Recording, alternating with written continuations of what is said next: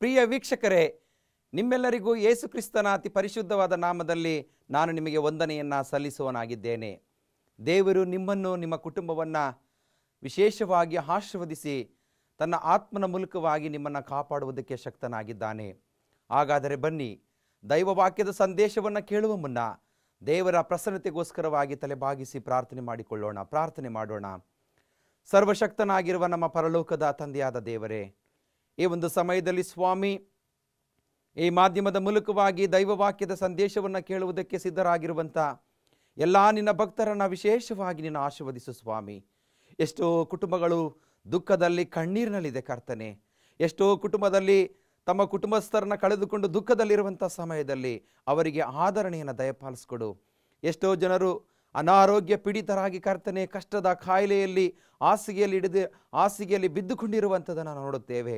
ಅವರಿಗೆ ಬಿಡುಗಡೆಯನ್ನು ಕೊಡುವುದರ ಮೂಲಕವಾಗಿ ಅವರಿಗೆ ಸುಕ್ಷೇಮವನ್ನು ದಯಪಾಲಿಸ್ಕೊಡು ಸ್ವಾಮಿ.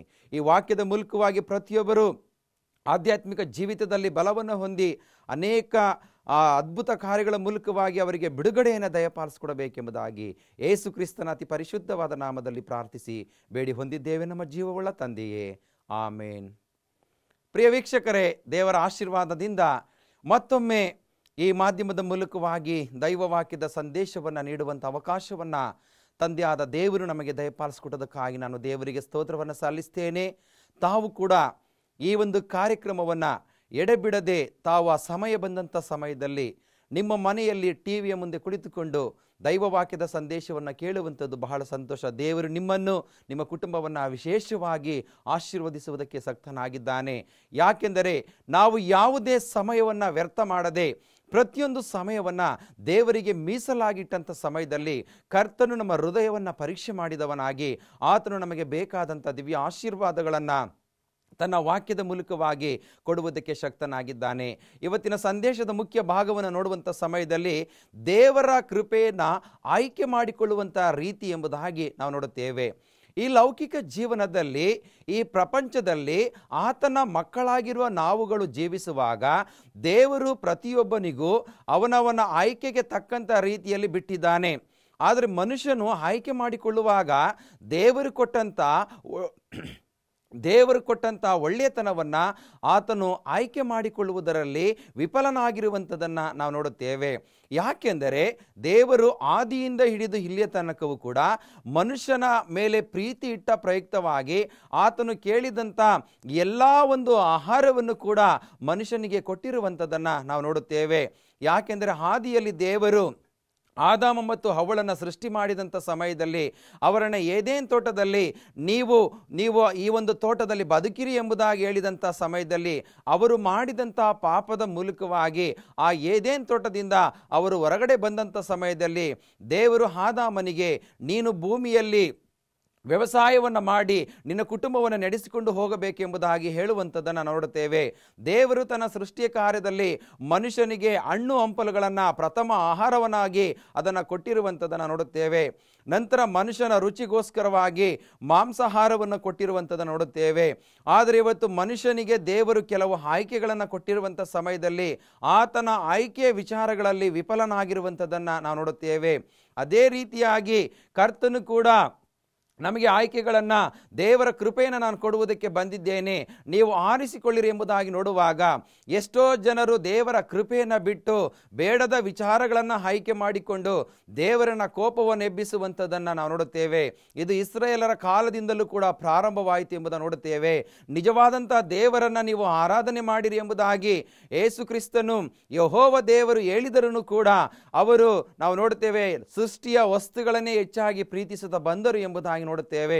ಆದುದರಿಂದ ದೇವರ ಕೃಪೆಯನ್ನು ನಾವು ಆಯ್ಕೆ ಮಾಡಿಕೊಳ್ಳುವಂಥ ಸಮಯದಲ್ಲಿ ಅರ್ಥಗರ್ಭಿತವಾಗಿ ನಾವು ಆಯ್ಕೆ ಮಾಡಿಕೊಳ್ಳುವುದಾದರೆ ಆ ಕೃಪೆ, ದೇವರ ಕ್ರಿಸ್ತನ ಕೃಪೆ ಶಾಶ್ವತವಾಗಿ ನಮ್ಮ ಜೀವಿತದಲ್ಲಿ ಇರುವಂಥದ್ದಾಗಿದೆ. ಪ್ರಿಯ ವೀಕ್ಷಕರೇ, ಇದಕ್ಕೆ ಆಧಾರಿತವಾಗಿರುವಂಥ ಒಂದು ವಾಕ್ಯವನ್ನು ಓದುವುದಾದರೆ ಪೌಲನು ರೋಮಾಪುರದವರಿಗೆ ಬರೆದಂಥ ಪತ್ರಿಕೆ 11ನೇ ಅಧ್ಯಾಯ 6ನೇ ವಚನವನ್ನು ಓದುವುದಾದರೆ, ಕೃಪೆಯಿಂದ ಆದುಕೊಂಡನು ಅಂದ ಮೇಲೆ ಪುಣ್ಯಕ್ರಿಯೆಗಳ ಕಾರಣದಿಂದ ಆದುಕೊಳ್ಳಲಿಲ್ಲವಷ್ಟೇ, ಆಗಲ್ಲದ ಪಕ್ಷಕ್ಕೆ ಕೃಪೆಯನ್ನು ಇನ್ನೂ ಕೃಪೆಯನ್ನು ಅನ್ನುವುದಕ್ಕಾಗುವುದಿಲ್ಲ. ಇದರಿಂದ ತಿಳಿಯತಕ್ಕದ್ದೇನು? ಇಸ್ರಾಯೇಲರು ಹುಡುಕಿದ್ದು ಅವರೆಲ್ಲರಿಗೆ ದೊರೆಯಲಿಲ್ಲ, ಅವರೊಳಗೆ ಆಯಲ್ಪಟ್ಟವರಿಗೆ ದೊರೆಯಿತು ಎಂಬುದಾಗಿ ನಾವು ನೋಡುತ್ತೇವೆ. ಅಂದರೆ ಈ ವಾಕ್ಯದ ನಾವು ಮೊದಲ 9 ವಚನಗಳನ್ನು ಓದುವಂಥ ಸಮಯದಲ್ಲಿ ಇಸ್ರಾಯೇಲರಲ್ಲಿ ಎಲ್ಲರೂ ಕೂಡ ಪಾಪಿಗಳಾಗಿ ಜೀವಿಸಲಿಲ್ಲ. ದೇವರು ಕೆಲವರನ್ನ ಒಳ್ಳೆತನದಲ್ಲಿ ಆರಿಸಿಕೊಳ್ಳುವಂಥದ್ದನ್ನು ನೋಡುತ್ತೇವೆ. ಅದನ್ನು ನಾವು ಮೊದಲನೇ ವಚನದಲ್ಲಿ ನೋಡುವಾಗ ದೇವರು ಇಸ್ರಾಯೇಲರಲ್ಲಿ ಎಲ್ಲರನ್ನೂ ತಳ್ಳಿಬಿಡಲಿಲ್ಲ. ಯಾಕೆಂದರೆ ಅವರಲ್ಲಿ ಕೂಡ ಕೆಲವರು ಒಳ್ಳೆತನದಲ್ಲಿ ಇದ್ದರು ಎಂಬುದಾಗಿ ನೋಡುತ್ತೇವೆ. ಅವರಲ್ಲಿ ಕೂಡ ಕೆಲವರು ಒಳ್ಳೆಯದನ್ನು ಆರಿಸಿಕೊಂಡರು ಎಂಬುದಾಗಿ ನೋಡುತ್ತೇವೆ. ಪ್ರಿಯ ವೀಕ್ಷಕರೇ, ಈ ಲೋಕದಲ್ಲಿ ದೇವರು ಪಾಪಿಗಳನ್ನು, ಕೆಟ್ಟು ಹೋಗುವವರನ್ನು ಹುಡುಕಿ ರಕ್ಷಣೆ ಮಾಡೋದಕ್ಕೋಸ್ಕರವಾಗಿ ಈ ಲೋಕಕ್ಕೆ ಬಂದಿದ್ದಾನೆ ಎಂಬುದಾಗಿ ನಾವು ತಿಳಿದುಕೊಳ್ಳಬೇಕು. ಆದುದರಿಂದ ಇಸ್ರಾಯೇಲರು ಎಲ್ಲರೂ ಕೂಡ ನಾಶವಾಗಲಿಲ್ಲ. ಯಾಕೆಂದರೆ ಪ್ರತಿಯೊಬ್ಬರಿಗೆ, ಉಳಿದಂಥ ಜನರಿಗೆ ಕ್ರಿಸ್ತನ ಕೃಪೆಯ ಅವಶ್ಯಕತೆ ಇತ್ತು. ಉಳಿದಂಥ ಇಸ್ರಾಯೇಲ್ ಜನರಿಗೆ ದೇವರ ಕೃಪೆಯ ಅವಶ್ಯಕತೆ ಇತ್ತು. ಅದನ್ನು ನಾವು ನೋಡುವುದಾದರೆ, ದೇವರು ತಾನು ಮುಂದಾಗಿ ತನ್ನ ಜನರಾಗುವುದಕ್ಕೆ ಗೊತ್ತು ಮಾಡಿಕೊಂಡಿದ್ದ ಪ್ರಜೆಯನ್ನು ತಳ್ಳಿಬಿಡಲಿಲ್ಲ. ಎಲಿಯನ ಚರಿತ್ರೆಯಲ್ಲಿ ಶಾಸ್ತ್ರವು ಹೇಳುವ ಮಾತು ನಿಮಗೆ ತಿಳಿಯದೋ? ಅವನು ದೇವರ ಮುಂದೆ, ಕರ್ತನೇ, ಅವರು ನಿನ್ನ ಪ್ರವಾದಿಗಳನ್ನು ಸಂಹರಿಸಿದ್ದಾರೆ, ನಿನ್ನ ಯಜ್ಞವೇದಿಗಳನ್ನು ಒಡೆದು ಹಾಕಿದ್ದಾರೆ, ನಾನೊಬ್ಬನೇ ಉಳಿದಿದ್ದೇನೆ, ನನ್ನ ಪ್ರಾಣವನ್ನು ತೆಗೆಯಬೇಕೆಂದಿದ್ದಾರೆ ಎಂದು ಇಸ್ರಾಯೇಲರ ಮೇಲೆ ದೂರು ಹೇಳಿದ್ದಕ್ಕೆ ದೇವರ ಉತ್ತರವೇನೆಂದರೆ, ಇಲ್ಲಿ ಎಲಿಯನು ಕೂಡ ಬಂದು ದೇವರಿಗೆ ಆ ಇಸ್ರಾಯೇಲರ ಪಾಪದ ಬಗ್ಗೆ ದೂರನ್ನು ಹೇಳುವಂಥ ಸಮಯದಲ್ಲಿ ಯೇಸು ಕ್ರಿಸ್ತನ ಮೂಲಕವಾಗಿ, ಯೆಹೋವ ದೇವರ ಮೂಲಕವಾಗಿ ಎಲಿಯನಿಗೆ ಬಂದಂಥ ಉತ್ತರವನ್ನು ನೋಡುವಂಥ ಸಮಯದಲ್ಲಿ, ಬಾಳನ ವಿಗ್ರಹಕ್ಕೆ ಅಡ್ಡ ಬೀಳದೆ ಇರುವ 7,000 ಪುರುಷನನ್ನು ನನಗಾಗಿ ಉಳಿಸಿಕೊಂಡಿದ್ದೇನೆ ಎಂಬುದೇ. ಇಲ್ಲಿ ನಾವು ನೋಡುತ್ತೇವೆ, ಆ ಎಲಿಯನ ಕಾಲದಲ್ಲಿ ಬಾಳನ ವಿಗ್ರಹಕ್ಕೆ ನಮಸ್ಕಾರವನ್ನು ಮಾಡಿ ಅನೇಕ ಜನರು ಹತರಾದರು ಎಂಬುದಾಗಿ ನೋಡುತ್ತೇವೆ. ಆದರೂ ಕೂಡ ಅದೇ ಗುಂಪಿನಲ್ಲಿ ಅನೇಕ ಇಸ್ರೇಲ್ ಜನಾಂಗ, ಸುಮಾರು 7,000 ಜನರು, ಪುರುಷರು ಆ ಸ್ಥಳದಲ್ಲಿ ಇದ್ದು ಅವರ ಒಳ್ಳೆತನದಿಂದ ಅವರನ್ನು ಉಳಿಸಿದನು ಎಂಬುದಾಗಿ ನಾವು ನೋಡುತ್ತೇವೆ. ಈ ಲೋಕದಲ್ಲಿ ಕೂಡ ನಾವು ಕೃಪೆಯನ್ನು ಆರಿಸಿಕೊಳ್ಳುವಂಥ ಸಮಯದಲ್ಲಿ, ನಮ್ಮ ಆಯ್ಕೆ ವಿಚಾರಕ್ಕೆ ಬಂದಾಗ, ದೇವರ ಕೃಪೆಯನ್ನು ನಾವು ಆರಿಸಿಕೊಂಡಾಗ ದೇವರ ಆಶೀರ್ವಾದವು ನಮಗೆ ಸಿಗುವಂಥದ್ದಾಗಿದೆ. ಆದುದರಿಂದ ಅದರಂತೆ ಈಗಿನ ಕಾಲದಲ್ಲಿಯೂ ದೇವರು ಕೃಪೆಯಿಂದ ಆದುಕೊಂಡವರಾದ ಕೆಲವರು ಉಳಿದಿದ್ದಾರೆ ಎಂಬುದನ್ನು ನೋಡುತ್ತೇವೆ. ಯಾಕೆಂದರೆ ಮನುಷ್ಯನು ನಾಶವಾಗುವಂಥದ್ದು ಇಷ್ಟ ಇಲ್ಲ. ಯಾಕೆಂದರೆ ಆದಾಮ ಮತ್ತು ಹವ್ವಳು ತಪ್ಪನ್ನು ಮಾಡಿದಂಥ ಸಮಯದಲ್ಲಿ, ನೀವು ಆ ಹಣ್ಣನ್ನು ತಿಂದ ದಿನವೇ ಸಾಯುತ್ತೀರಾ ಎಂಬುದಾಗಿ ಹೇಳಿದರೂ ಕೂಡ ಅವರಿಗೆ ದೇವರು ಬದುಕುವಂಥ ಅವಕಾಶವನ್ನು ಕೊಟ್ಟನು ಎಂಬುದಾಗಿ ನೋಡುತ್ತೇವೆ. ಇದರಲ್ಲಿ ಪ್ರೀತಿಯ ರಸ, ದೇವರ ಪ್ರೀತಿಯ ರಸ ಯಾವ ರೀತಿಯಲ್ಲಿ ಅಡಕವಾಗಿದೆ ಎಂಬುದಾಗಿ ನಾವು ತಿಳಿಯುವಂಥದ್ದು ಕೂಡ ಬಹಳ ಪ್ರಾಮುಖ್ಯ. ಪ್ರಿಯ ವೀಕ್ಷಕರೇ, ಇವತ್ತು ದೇವರ ಕೃಪೆಯನ್ನು ದೇವರು ನಿಮಗೆ ಕೊಡುವುದಕ್ಕೆ ಬರುವಾಗ, ನೀವು ಆಯ್ಕೆ ಮಾಡಿಕೊಳ್ಳುವಂಥ ಸಮಯದಲ್ಲಿ ಬಹಳ ಆಲೋಚನೆಯಿಂದ, ಜ್ಞಾನದಿಂದ ನೀವು ಆಯ್ಕೆಯನ್ನು ಮಾಡಿಕೊಳ್ಳುವುದಾದರೆ ದೇವರ ಆಶೀರ್ವಾದವನ್ನು ನೀವು ಹೊಂದುವುದಕ್ಕೆ ಸಾಧ್ಯ ಎಂಬುದಾಗಿ ನಾವು ನೋಡುತ್ತೇವೆ. ಪೌಲನು ರೋಮಾಪುರದವರಿಗೆ ಬರೆದಂಥ ಪತ್ರಿಕೆ 4ನೇ ಅಧ್ಯಾಯ 5ನೇ ವಚನವನ್ನು ಓದುವುದಾದರೆ, ಅಲ್ಲಿ ಕೂಡ ಕೃಪೆಯ ಬಗ್ಗೆ ಸ್ಪಷ್ಟವಾಗಿ ಬರೆಯಲ್ಪಟ್ಟಿದೆ. ಯಾಕೆಂದರೆ, ಆದರೆ ಯಾವನು ಪುಣ್ಯಕ್ರಿಯೆಗಳನ್ನು ಮಾಡಿದವನಾಗಿರದೆ ಪಾಪಾತ್ಮರನ್ನು ನೀತಿವಂತರೆಂದು ನಿರ್ಣಯಿಸುವಾತನಲ್ಲಿ ನಂಬಿಕೆ ಇಡುತ್ತಾನೋ ಅವನ ನಂಬಿಕೆಯೇ ನೀತಿ ಎಂದು ಎಣಿಸಲ್ಪಡುವುದು. ದೇವರು ಯಾವನನ್ನು ಪುಣ್ಯಕ್ರಿಯೆಗಳಿಲ್ಲದೆ ನೀತಿವಂತನೆಂದು ಎಣಿಸುತ್ತಾನೋ ಅವನು ಧನ್ಯನೆಂದು ದಾವೀದನು ಸಹ ಹೇಳುತ್ತಾನೆ ಎಂಬುದಾಗಿ ನಾವು ನೋಡುತ್ತೇವೆ. ಯಾವತ್ತೂ ಕೂಡ ನಾವು ಪುಣ್ಯಕ್ರಿಯೆಗಳಿಂದ ನಾವು ದೇವರನ್ನು ಮೆಚ್ಚಿಸುವುದಕ್ಕೆ ಸಾಧ್ಯವಿಲ್ಲ. ಆದುದರಿಂದ ನಾವು ದೇವರ ಕೃಪೆಯನ್ನು ನಾವು ಪಡೆದವರಾಗಿ ಲೋಕದಲ್ಲಿ ಜೀವಿಸಬೇಕಾಗುತ್ತದೆ. ಆ ಕೃಪೆ ಅನ್ನುವಂಥದ್ದು ಯಾವುದೇ ಪುಣ್ಯಕ್ರಿಯೆಗಳಿಂದ ದೊರಕುವಂಥದ್ದಲ್ಲ, ನಮ್ಮ ಒಳ್ಳೆಯತನದಿಂದ ದೊರಕುವಂಥದ್ದು ಆಗಿದೆ. ಆದುದರಿಂದ ದೇವರು ಮನುಷ್ಯನ ನೀತಿವಂತಿಕೆಯನ್ನು ಗಮನಿಸುವವನಾಗಿದ್ದಾನೆ. ಆದುದರಿಂದ ಆಯ್ಕೆಯ ವಿಚಾರಕ್ಕೆ ಬಂದಾಗ ನಾವು ಒಳ್ಳೆಯದನ್ನೇ ಆಯ್ಕೆ ಮಾಡಿಕೊಳ್ಳಬೇಕು. ಈ ಲೋಕದಲ್ಲಿ ನಮ್ಮ ಸತ್ಯವೇದದಲ್ಲಿ ಯಾವುದೇ ವಾಕ್ಯವು ಕೂಡ ಮನುಷ್ಯನು ಪಾಪವನ್ನು ಮಾಡಲಿ ಎಂಬುದಾಗಿ ಹೇಳುವಂಥದ್ದಲ್ಲ. ದೇವರ ವಾಕ್ಯವು, ಸತ್ಯವೇದವು ಪಾಪವನ್ನು ಖಂಡಿಸುತ್ತಲೇ ಬಂದಿದೆ ಎಂಬುದಾಗಿ ನೋಡುತ್ತೇವೆ. ಆದರೆ ಈ ಲೋಕದಲ್ಲಿ ನಡೆಯುವಂಥ ಘಟನೆಗಳನ್ನು ನೋಡುವಾಗ ಮನುಷ್ಯನು ಪಾಪವನ್ನೇ ಆಯ್ಕೆ ಮಾಡಿಕೊಳ್ಳುವಂಥದ್ದನ್ನು ನಾವು ನೋಡುತ್ತೇವೆ. ಏದೇನ್ ತೋಟದಲ್ಲಿ ಒಳ್ಳೆದರ ಕೆಟ್ಟದರ ಹರುವನ್ನು ಹುಟ್ಟಿಸುವಂಥ ಆ ಮರದ ಹಣ್ಣನ್ನು ಇಟ್ಟಂಥ ಸಮಯದಲ್ಲಿ ಇಲ್ಲಿ ಅವಳು ಕೆಟ್ಟದನ್ನೇ ಆಯ್ಕೆ ಮಾಡಿಕೊಳ್ಳುವಂಥದ್ದನ್ನು ನಾವು ನೋಡುತ್ತೇವೆ. ಆದುದರಿಂದ ಇವತ್ತಿನ ದಿನದಲ್ಲಿ ನಾವು ಉದಾಹರಣೆಯಾಗಿ ಹೇಳುವುದಾದರೆ, ಇವತ್ತು ಮನುಷ್ಯನ ಕೈಯಲ್ಲಿ ಮೊಬೈಲ್ ಇದೆ. ಆ ಮೊಬೈಲಲ್ಲಿ ಒಳ್ಳೆಯದು ಕೂಡ ಇದೆ, ಕೆಟ್ಟದ್ದು ಇದೆ. ಅದರ ಆಯ್ಕೆ ಮಾಡಿಕೊಳ್ಳುವಂಥ ವಿಚಾರದಲ್ಲಿ ಮನುಷ್ಯನು ಮುಗ್ಗರಿಸ್ತಾ ಇರುವಂಥದ್ದನ್ನು ನಾವು ನೋಡುತ್ತೇವೆ. ಪ್ರಿಯ ವೀಕ್ಷಕರೇ, ಇವತ್ತಿನ ಆಧುನಿಕ ಜಗತ್ತಿನಲ್ಲಿ ನಾವು ದೇವರ ಮಕ್ಕಳಾಗಿ ಜೀವಿಸುವಂಥ ಸಮಯದಲ್ಲಿ ನಾವು ಒಳ್ಳೆಯದನ್ನು ಆಯ್ಕೆ ಮಾಡಿಕೊಂಡಾಗ ನಮ್ಮ ಆ ಒಂದು ಕೃಪೆ ಯಾವತ್ತೂ ನಮ್ಮನ್ನು ಬಿಟ್ಟು ಹೋಗುವುದಿಲ್ಲ ಎಂಬುದಾಗಿ ನಾವು ನೋಡುತ್ತೇವೆ. ದೇವರ ವಾಕ್ಯದಲ್ಲಿ ನಾವು ಲೂಕನು ಬರೆದಂಥ ಸುವಾರ್ತೆ 17ನೇ ಅಧ್ಯಾಯ 11ನೇ ವಚನದಿಂದ 19ನೇ ವಚನದ ತನಕ ಓದುವುದಾದರೆ ಅಲ್ಲಿ 10 ಮಂದಿ ಕುಷ್ಠರೋಗಿಗಳ ಬಗ್ಗೆ ನಾವು ನೋಡುತ್ತೇವೆ. ಈ 10 ಮಂದಿ ಕುಷ್ಠರೋಗಿಗಳ ಜೀವಿತದಲ್ಲಿ ಭಯಂಕರವಾದಂಥ ಕಾಯಿಲೆ ಅವರನ್ನು ಆವರಿಸಿತು ಎಂಬುದಾಗಿ ನಾವು ನೋಡುತ್ತೇವೆ. ಸಮಾಜದಿಂದ ಅವರು ದೂರಕ್ಕೆ ಇಡಲ್ಪಟ್ಟಿದ್ದರು ಎಂಬುದನ್ನು ನೋಡುತ್ತೇವೆ. ಆಗಿನ ಕಾಲದಲ್ಲಿ, ಯೇಸು ಸ್ವಾಮಿಯವರ ಕಾಲದಲ್ಲಿ ಒಬ್ಬ ಕುಷ್ಠರೋಗಿ ಊರಿನ ಒಳಗಡೆ ಪ್ರವೇಶ ಮಾಡುವುದಕ್ಕೆ ಅವಕಾಶವಿರಲಿಲ್ಲ ಎಂಬುದಾಗಿ ನಾವು ನೋಡುತ್ತೇವೆ.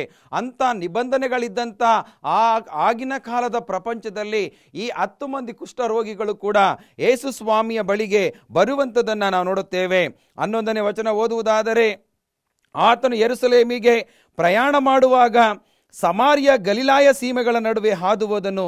ಒಂದು ಹಳ್ಳಿಗೆ ಬಂದಾಗ 10 ಮಂದಿ ಕುಷ್ಠರೋಗಿಗಳು ಆತನ ಎದುರಿಗೆ ಬಂದು ದೂರದಲ್ಲಿ ನಿಂತು, ಯೇಸುವೇ, ಗುರುವೇ, ನಮ್ಮ ಮೇಲೆ ದಯವಿಡು ಎಂದು ಕೂಗಿ ಹೇಳಿದರು ಎಂಬುದಾಗಿ ನಾವು ನೋಡುತ್ತೇವೆ.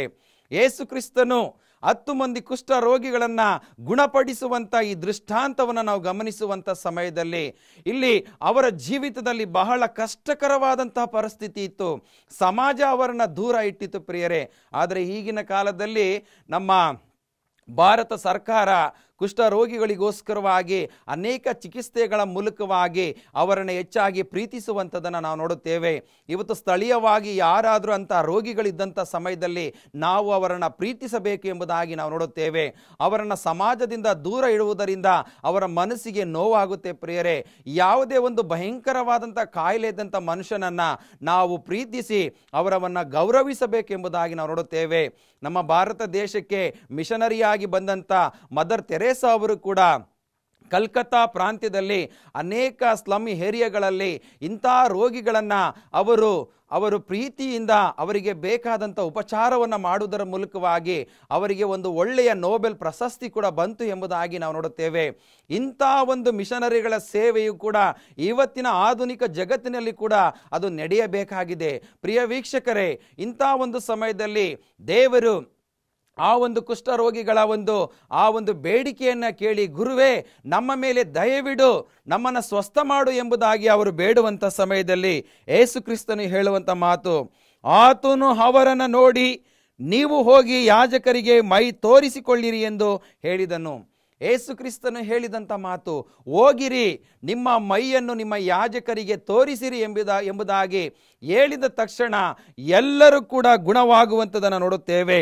ಆದರೆ ಅವರ ಭಾವನೆ ಇಲ್ಲಿ ಯೇಸು ಕ್ರಿಸ್ತನನ್ನು ನಾವು ಬೇಡಿಕೊಂಡಿದ್ದೇವೆ. ಯೇಸು ಕ್ರಿಸ್ತನು ನಮಗೆ ಸ್ವಸ್ಥತೆಯನ್ನು ದಯಪಾಲಿಸಿಕೊಟ್ಟಿದ್ದಾನೆ. ಯೇಸು ಕ್ರಿಸ್ತನು ತನ್ನ ಕೃಪೆಯನ್ನು ನಮಗೆ ಕೊಟ್ಟಿದ್ದಾನೆ. ಆ ಕೃಪೆಗೆ ನಾವು ಉಪಕಾರ ಸ್ತುತಿಯನ್ನು ನಾವು ಮಾಡಬೇಕಾಗಿದೆ.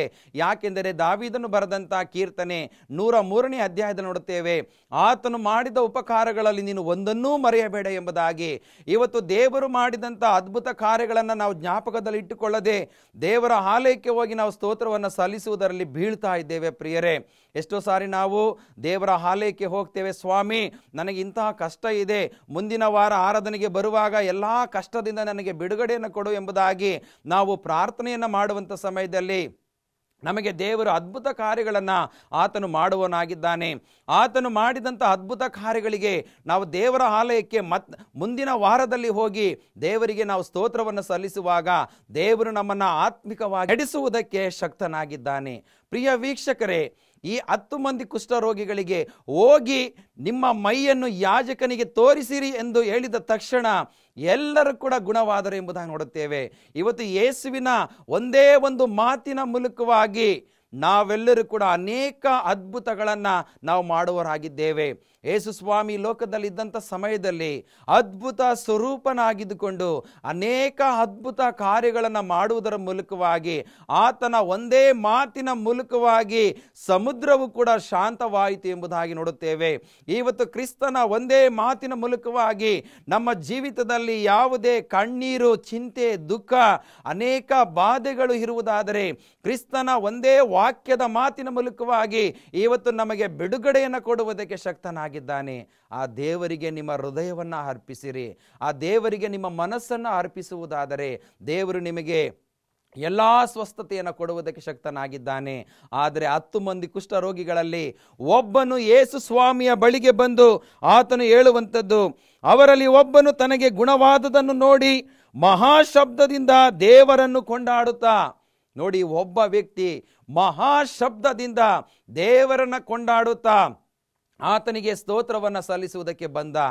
ಆದರೆ ಕ್ರಿಸ್ತನು ಆ ಒಬ್ಬನ ಜೀವಿತದಲ್ಲಿ ಆದಂಥ ಪರಿವರ್ತನೆಯನ್ನು ಗಮನಿಸುವಾಗ ದೇವರನ್ನು ಆತನು ಘನಪಡಿಸಿದನು ಎಂಬುದಾಗಿ ನಾವು ನೋಡುತ್ತೇವೆ. ದೇವರಿಗೆ ಆತನು ಸ್ತೋತ್ರವನ್ನು ಸಲ್ಲಿಸಿದನು ಎಂಬುದಾಗಿ ನೋಡುತ್ತೇವೆ. ದೇವರಿಗೆ ಉಪಕಾರವನ್ನು ಸಲ್ಲಿಸುವುದಕ್ಕೆ ಆತನು ಕ್ರಿಸ್ತನ ಬಳಿಗೆ ಬರುವಂಥದ್ದನ್ನು ನೋಡುತ್ತೇವೆ. ಒಂದು ವೇಳೆ ಮಿಕ್ಕ 9 ಜನ ಕುಷ್ಠರೋಗಿಗಳು ಅವರು ಯಾಜಕನಿಗೆ ನಮ್ಮ ಮೈಯನ್ನು ತೋರಿಸಿದರೆ ಸಾಕು, ಒಂದು ವೇಳೆ ಯಾಜಕನು ನಮ್ಮನ್ನು ಊರಿನ ಒಳಗಡೆ ಸೇರಿಸಿಕೊಳ್ಳುತ್ತಾನೆ, ಒಂದು ವೇಳೆ ಯಾಜಕನು ನಮ್ಮನ್ನು ಪ್ರೀತಿಸ್ತಾನ ಅನ್ನುವಂಥ ಭಾವನೆ ಅವರೆಲ್ಲರೂ 9 ಜನ ಆತನ ಯಾಜಕನಿಗೆ ಮೈಯನ್ನು ತೋರಿಸುವುದಕ್ಕೆ ಅವರು ಹೋದರು ಎಂಬುದಾಗಿ ನೋಡುತ್ತೇವೆ. ಆದರೆ ಒಬ್ಬನು ದೇವರನ್ನು ಸ್ತುತಿಸಿ ಆತನಿಗೆ ವಂದನೆಯನ್ನು ಸಲ್ಲಿಸುವುದಕ್ಕೆ ಬಂದನು ಎಂಬುದಾಗಿ ನೋಡುತ್ತೇವೆ. ಪ್ರಿಯ ವೀಕ್ಷಕರೇ, ಈ ವಾಕ್ಯದ ಮೂಲಕವಾಗಿ ನಾವು ನೀವು ತಿಳಿಯಬೇಕಾದಂಥ ಪ್ರಾಮುಖ್ಯವಾದಂಥ ಅಂಶಗಳನ್ನು ಗಮನಿಸುವಂಥ ಸಮಯದಲ್ಲಿ ನಾವು ನೋಡುತ್ತೇವೆ, ದೇವರು ಯೇಸುವಿನ ಪಾದಗಳಿಗೆ ಅಡ್ಡ ಬಿದ್ದು ಆತನಿಗೆ ಉಪಕಾರ ಸ್ತುತಿಯನ್ನು ಮಾಡಿದನು ಎಂಬುದಾಗಿ ನಾವು ನೋಡುತ್ತೇವೆ. ಯೇಸುವಿನ ಪಾದದ ಬಳಿಗೆ ಬಂದು ಆತನು ದೇವರಿಗೆ ಉಪಕಾರ ಸ್ತುತಿಯನ್ನು ಮಾಡಿದನು ಎಂಬುದಾಗಿ ನೋಡುತ್ತೇವೆ. ಕೀರ್ತನೆ 95ನೇ ಅಧ್ಯಾಯದಲ್ಲಿ, ಬನ್ನಿರಿ ನಮ್ಮ ನಿರ್ಮಾಣಿಕನು ಆಗಿರುವ ಯೆಹೋವನಿಗೆ ಸಾಷ್ಟಾಂಗವರೆಗೆ ಆರಾಧಿಸೋಣ ಎಂಬುದಾಗಿ ನಾವು ನೋಡುತ್ತೇವೆ. ಈ ಒಂದು ಕುಷ್ಠರೋಗಿಯು ಕೂಡ ಆತನು ಯೇಸುವಿನ ಪಾದಕ್ಕೆ ಬಿದ್ದು ಆತನಿಗೆ ಅಡ್ಡ ಬಿದ್ದು ನಮಸ್ಕರಿಸುವಂಥದ್ದನ್ನು ನೋಡುತ್ತೇವೆ. ಆತನಿಗೆ ಸ್ತೋತ್ರವನ್ನು ಹೇಳುವಂತ ನೋಡುತ್ತೇವೆ. ಇವತ್ತು ದೇವರು ಮಾಡಿದಂಥ ಅದ್ಭುತ ಕಾರ್ಯಗಳಿಗೆ ನಾವು ದೇವರ ಆಲಯಕ್ಕೆ ಹೋಗಿ ಸಾಷ್ಟಾಂಗ ನಮಸ್ಕಾರ ಮಾಡಿ ದೇವರ ಆಶೀರ್ವಾದವನ್ನು ನಾವು ಪಡೆಯಬೇಕಾಗಿದೆ. ಆದರೆ ಯೇಸು ಕ್ರಿಸ್ತನು ಕೇಳುವಂಥದ್ದು, ಆತನಿಗೆ ಉಪಕಾರ ಸ್ತುತಿ ಮಾಡಿದನು, ಅವನು ಸಮಾರ್ಯದವನು. ನೋಡಿ, ಆ ವ್ಯಕ್ತಿ ಸಮಾರ್ಯದವನು. ಅಂಥ ಸಮಾರ್ಯದವನ ಜೀವಿತದಲ್ಲಿ ಆದಂಥ ಬದಲಾವಣೆಯನ್ನು ನೋಡುವಂಥ ಸಮಯದಲ್ಲಿ ದೇವರಿಗೆ ಉಪಕಾರ ಸ್ತುತಿಯನ್ನು ಮಾಡಿದ. ದೇವರಿಗೆ ಆತನು ಘನತೆ ಗೌರವವನ್ನು ತನ್ನ ಹೃದಯದ ಮೂಲಕವಾಗಿ ಸಲ್ಲಿಸಿದನು ನೋಡುತ್ತೇವೆ. ಆತನು ತಗ್ಗಿಸಲ್ಪಟ್ಟವನಾಗಿ ದೇವರಿಗೆ ಸ್ತೋತ್ರವನ್ನು ಸಲ್ಲಿಸಿದನು ಎಂಬುದಾಗಿ ನೋಡುತ್ತೇವೆ. ಆದುದರಿಂದ ಆ ಒಂದು 9 ಜನರು ಕೂಡ ದೇವರಿಗೆ ಸ್ತೋತ್ರವನ್ನು ಸಲ್ಲಿಸದೆ ಅವರು ಯಾಜಕನಿಗೆ ಮೈಯನ್ನು ತೋರಿಸುವುದಕ್ಕೆ ಹೋದರು ಎಂಬುದಾಗಿ ನೋಡುತ್ತೇವೆ. ಆದರೆ ಆತನು ತಗ್ಗಿಸಲ್ಪಟ್ಟವನಾಗಿ ದೇವರಿಗೆ ಸ್ತೋತ್ರವನ್ನು ಸಲ್ಲಿಸಿದನು ಎಂಬುದನ್ನು ನೋಡುತ್ತೇವೆ. ಆದರೆ ಕ್ರಿಸ್ತನು ಕೇಳುವಂಥ ಮಾತನ್ನು ನೋಡುವಂಥ ಸಮಯದಲ್ಲಿ ಆತನು, ಯೇಸು ಇದನ್ನು ನೋಡಿ 10 ಮಂದಿ ಶುದ್ಧರಾದರಲ್ಲವೇ, ಮಿಕ್ಕ 9 ಮಂದಿ ಎಲ್ಲಿ ಎಂಬುದಾಗಿ ಪ್ರಶ್ನೆಯನ್ನು ಕೇಳುವಂಥದ್ದನ್ನು ನಾವು ನೋಡುತ್ತೇವೆ. ಯೇಸು ಕ್ರಿಸ್ತನು ಇವತ್ತು ನಿಮ್ಮೆಲ್ಲರನ್ನ ಪ್ರಶ್ನೆ ಕೇಳುವವನಾಗಿದ್ದಾನೆ. ಇವತ್ತು ಅನೇಕರು ಅದ್ಭುತವನ್ನು ಹೊಂದಿದ್ದೀರಾ, ಅನೇಕರು ನನ್ನ ಕೃಪೆಯನ್ನು ಉಚಿತವಾಗಿ ಹೊಂದಿದ್ದೀರಾ, ಆದರೆ ನನಗೆ ಸ್ತೋತ್ರವನ್ನು ಸಲ್ಲಿಸುವುದಕ್ಕೆ ತಾವು ಬಂದಿಲ್ಲ ಎಂಬುದಾಗಿ ನಮ್ಮಲ್ಲಿ ಪ್ರಶ್ನೆಯನ್ನು ಕೇಳುವುದಾದರೆ ನಮ್ಮಲ್ಲಿ ಉತ್ತರ ಏನಾಗಿದೆ? ಸ್ವಾಮಿ, ನಾನು ಯಾವುದೋ ಕೆಲಸದ ನಿಮಿತ್ತವಾಗಿ ಹೊರಗಡೆ ಹೋಗಿದ್ದೆ, ಸ್ವಾಮಿ ಯಾವುದೋ ಕೆಲಸದ ಮೂಲಕವಾಗಿ ನನ್ನ ಕುಟುಂಬವನ್ನು ನೋಡಿಕೊಳ್ಳಲಿಕ್ಕೆ ಆಗಲಿಲ್ಲ, ನನ್ನ ಕೆಲಸದ ನಿಮಿತ್ತವಾಗಿ ನಾನು ನನ್ನ ಕುಟುಂಬವನ್ನು ಆತ್ಮಿಕವಾಗಿ ಬೆಳೆಸುವುದಕ್ಕೆ ಸಾಧ್ಯವಾಗಲಿಲ್ಲ ಎಂಬುದಾಗಿ ನಾವು ಇತರ ಕಾರಣಗಳನ್ನು ಕೊಡುವುದಾದರೆ ದೇವರು ಆ ಕಾರಣಗಳನ್ನು ಮೆಚ್ಚುವುದಿಲ್ಲ ಎಂಬುದಾಗಿ ನಾವು ನೋಡುತ್ತೇವೆ. ದೇವರಿಂದ ನಾವು ಅನೇಕ ಅದ್ಭುತ ಕಾರ್ಯಗಳನ್ನು ಪಡೆದಂಥ ಸಮಯದಲ್ಲಿ ಆತನಿಗೆ ನಾವು ಸ್ತೋತ್ರವನ್ನು ಸಲ್ಲಿಸಬೇಕು. ನೋಡಿ, 10 ಮಂದಿ ಕುಷ್ಠರೋಗಿಗಳಲ್ಲಿ 10 ಜನರು ಕೂಡ ಶುದ್ಧರಾದರು. ಆದರೆ 9 ಜನ ದೇವರಿಗೆ ಸ್ತೋತ್ರವನ್ನು ಸಲ್ಲಿಸದೆ ಅವರು ಆತುರದಿಂದ ಅವರು ಯಾಜಕನಿಗೆ ಮೈ ತೋರಿಸುವುದಕ್ಕೆ ಹೋಗುವಂಥದ್ದನ್ನು ನಾವು ನೋಡುತ್ತೇವೆ. ಒಂದು ಗಾದೆ ನನ್ನ ನೆನಪಿಗೆ ಬರುತ್ತೆ, ಆತುರಗಾರನಿಗೆ ಬುದ್ಧಿ ಮಟ್ಟ ಎಂಬುದಾಗಿ ನಾವು ನೋಡುತ್ತೇವೆ. ಆತುರಗಾರನಿಗೆ ಯಾವಾಗಲೂ ಕೂಡ ಬುದ್ಧಿ ಕಡಿಮೆ ಎಂಬುದಾಗಿ ನಾವು ನೋಡುತ್ತೇವೆ. ಆದರೆ ಆ ಒಬ್ಬ ಸಮಾರ್ಯದವನು ದೇವರಿಗೆ ಸ್ತೋತ್ರವನ್ನು ಸಲ್ಲಿಸುವುದಕ್ಕೆ ಬರುವಂಥದ್ದನ್ನು ನೋಡುತ್ತೇವೆ. ಪ್ರಿಯ ವೀಕ್ಷಕರೇ, ಈ ಕಾರ್ಯಕ್ರಮದ ಮೂಲಕವಾಗಿ ಯೇಸು ಸ್ವಾಮಿ ಆತನಿಗೆ ಹೇಳುವಂಥದ್ದು, ಅವನಿಗೆ ಎದ್ದು ಹೋಗು, ನಿನ್ನ ನಂಬಿಕೆಯು ನಿನ್ನನ್ನು ಸ್ವಸ್ಥ ಮಾಡಿಯದೆ ಎಂದು ಹೇಳಿದನು.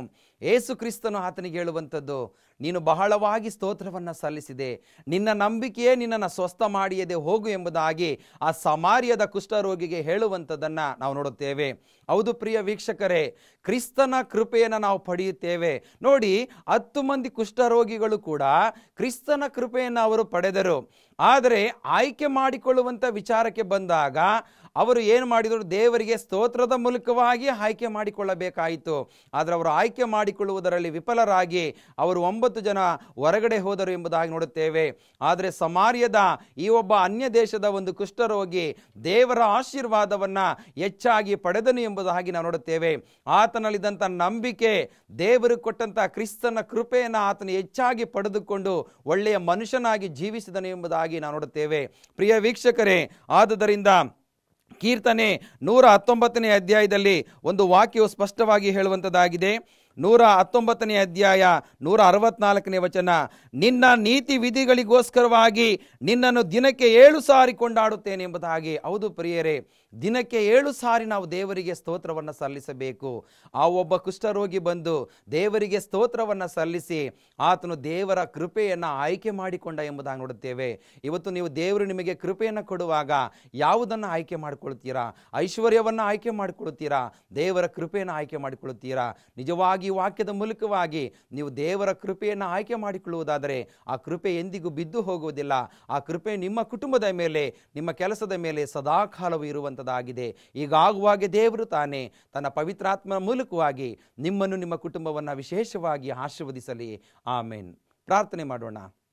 ನಮ್ಮನ್ನು ಬಹಳವಾಗಿ ಪ್ರೀತಿಸುವ ತಂದೆಯಾದ ದೇವರೇ, ಈ ಸಮಯದಲ್ಲಿ ಸ್ವಾಮಿ ವಾಕ್ಯದ ದೈವಿಕ ಸಂದೇಶವನ್ನು ಕೇಳಿದಂಥ ಎಲ್ಲ ನಿನ್ನ ವಿಶ್ವಾಸಿಗಳ ಮೇಲೆಯೂ ನಿನ್ನ ಕೃಪಾ ಕಟಾಕ್ಷವಿರಲಿ ಸ್ವಾಮಿ.